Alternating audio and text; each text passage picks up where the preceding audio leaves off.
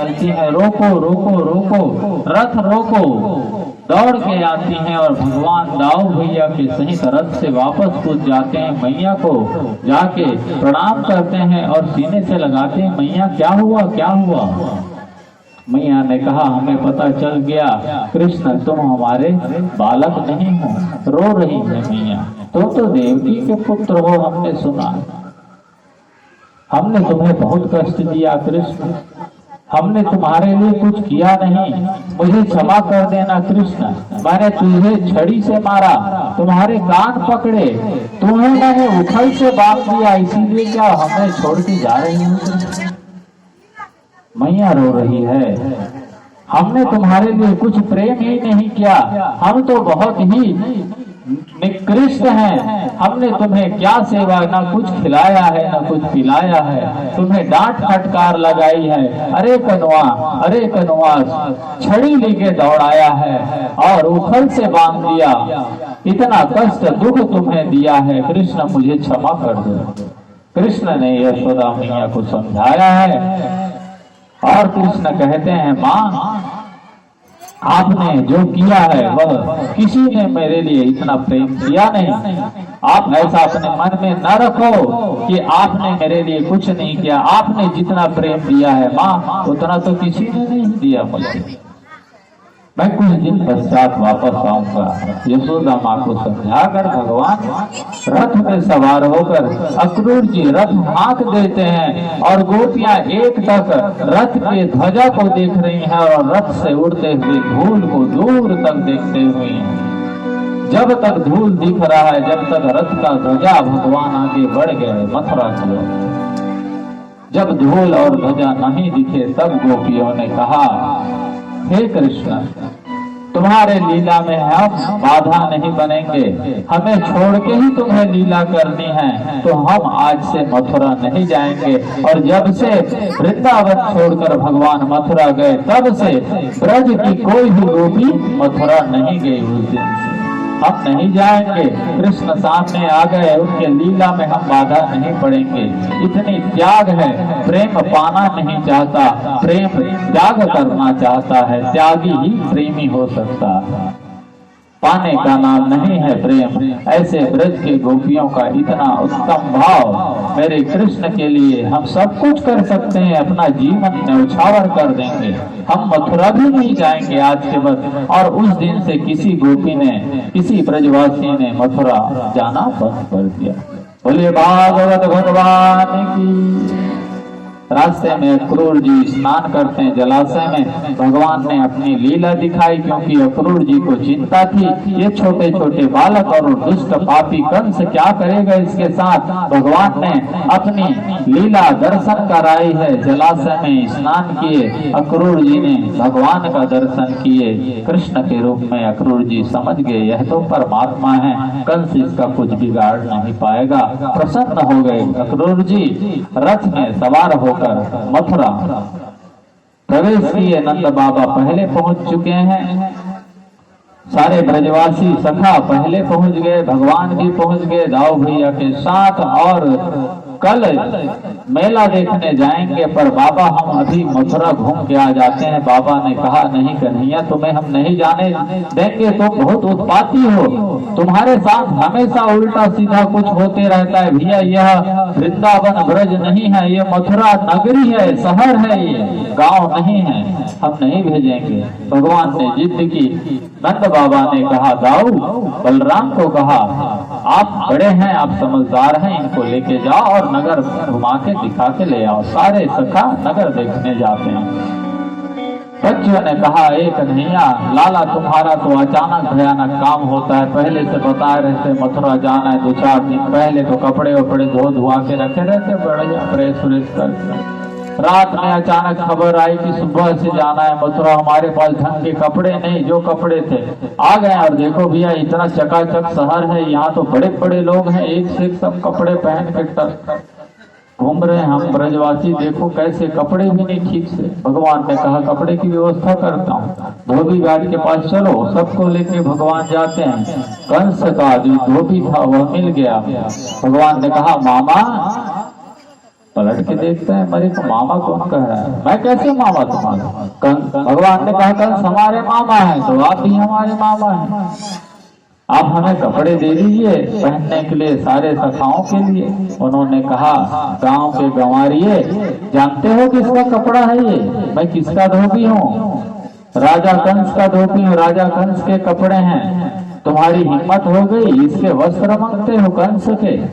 भगवान को क्रोध आया, एक थप्पड़ मारे हैं और उनका गोविंदाय नमो नमः हो गया।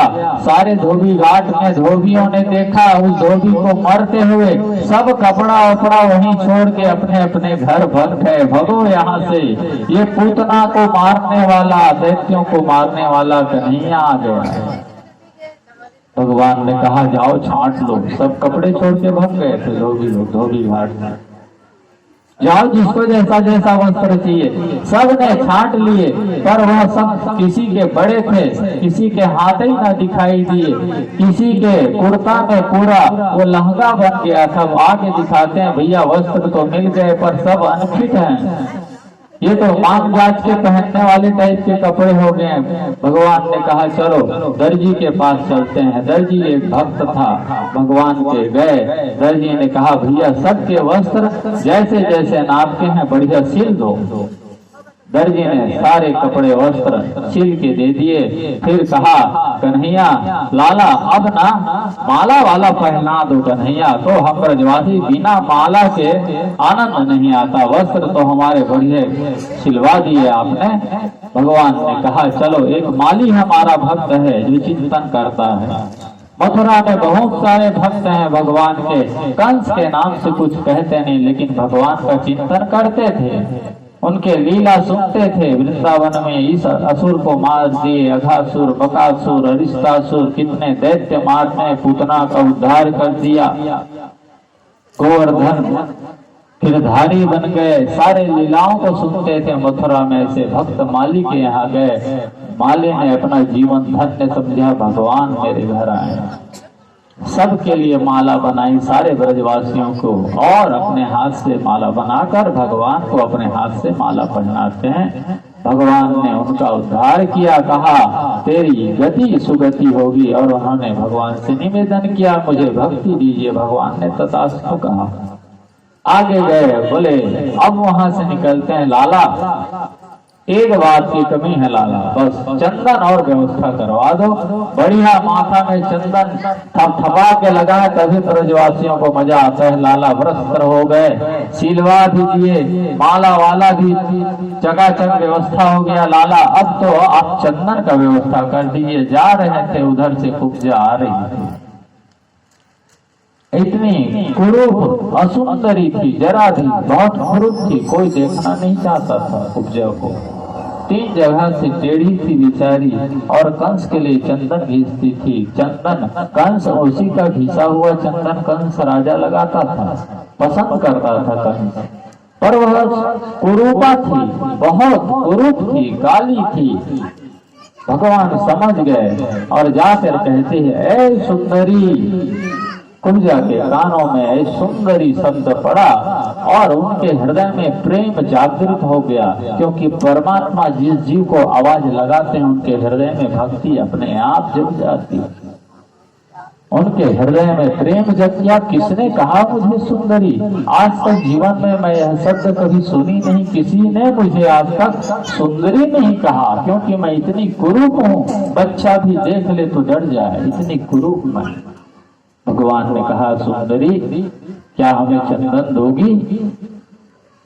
कुब्जा ने कहा प्रभु मुझे आज तक किसी ने सुंदरी नहीं कहा, आपने क्या देखा मुझे में? भगवान कहते हैं मैं देह को नहीं देखता कुब्जा, मैं मन को देखता हूँ, भाव को देखता हूँ। तुम्हारे भाव बहुत सुंदर हैं, इसलिए तुझे सुंदरी कहा। सुंदरी कहा और कुब्जा ने कहा हे प्रभु आपको चंदन चाहिए, मैं अपने हाथों से लगाती हूँ। सारे ब्रजवासियों को कुब्जा अपने हाथ से चंदन लगाते हैं, और मेरे नंद नंदन के माथे में कुब्जा का सौभाग्य देखिए अपने हाथ से चंदन लगाती है।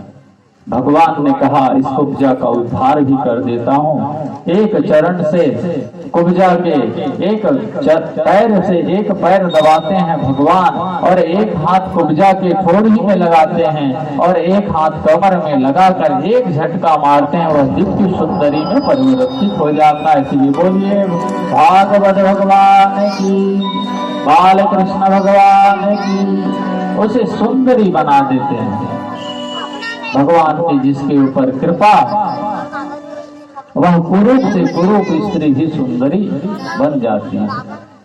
भगवान की यह मथुरा की लीला। और आगे जाते हैं धनुष देखने के लिए।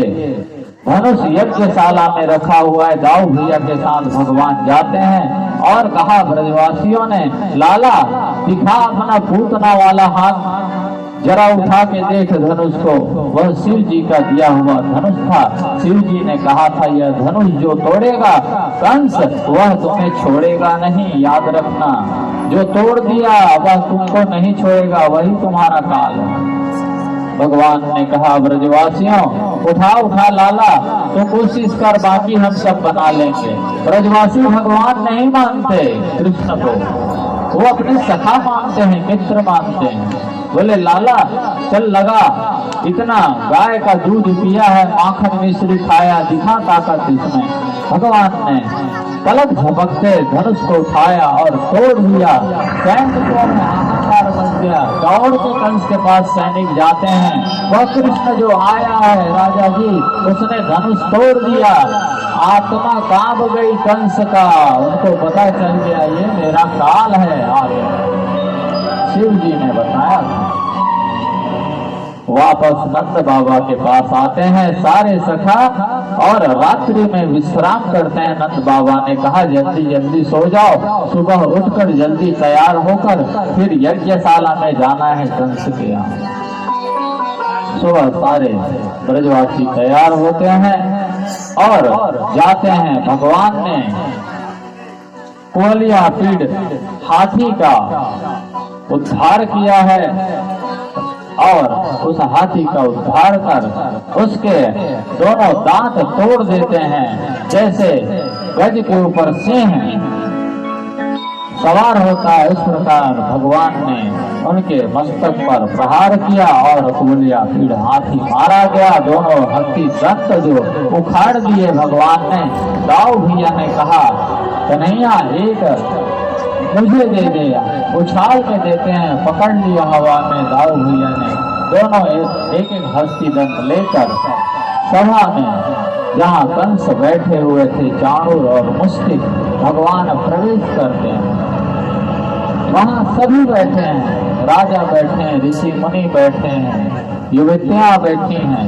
सब ने देखा भगवान को, जिसका जैसा भाव वैसा भगवान दिख रहे हैं। जाती रही भावना जैसी, प्रभु मूरत देखिन चित कैसी। ऋषियों को परमात्मा, योगियों को परमात्मा दिख रहे हैं भगवान कृष्ण में। ज्ञानी बैठे हैं, उनको ब्रह्म दिख रहा है और कई भक्त बैठे हैं, उनको कृष्ण में भगवान दिख रहे हैं। दुष्टों में काल अपने आप कंस को काल रूप में दिख रहा है। वो युवताएं बैठी हैं, राजकुमार बैठे हैं, उनको राजकुमार स्वरूप भगवान का दिख रहा है। जैसे जैसे वहां बैठे हैं, सबको उस रूप में दिख रहे हैं भगवान। आइए एक छोटा सा हरि नाम संकीर्तन पश्चात आगे कथा में प्रवेश करेंगे। भागवत भगवान की जय, बोली बाबा बिहारी लाल की जय। वो मेरे सिर पर